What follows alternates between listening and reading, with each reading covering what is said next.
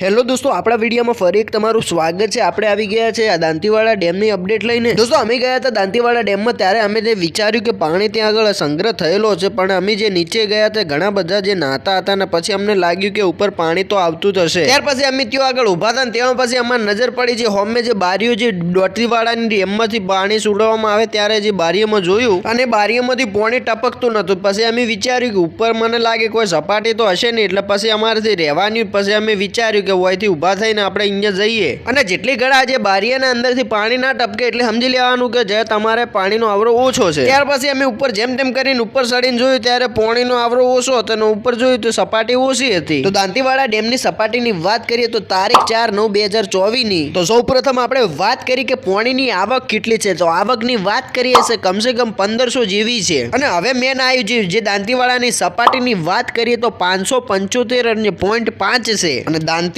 ભયાનક સપાટીની વાત કરીએ તો 604 ની સપાટી છે। 600 થી જે ઉપર જાતા કોટા પછી જે પાણી છોડવામાં આવતું હોય છે અને ગુજરાત આજુબાજુ જે વરસાદ પડી રહ્યો છે, જે રાજસ્થાન જે માઉન્ટ બાજુ જે ત્યાં આગળ વરસાદ પડે તો જે દાંતીવાડા ડેમમાં થોડી આવકનો વધારો થઈ શકે છે। તો દોસ્તો, આ હતી દાંતીવાડાની અપડેટ। તો આપણે ફરીથી મળીશું નવા વિડીયોમાં, તો ફટાફટ ચેનલને સબસ્ક્રાઇબ કરી દો।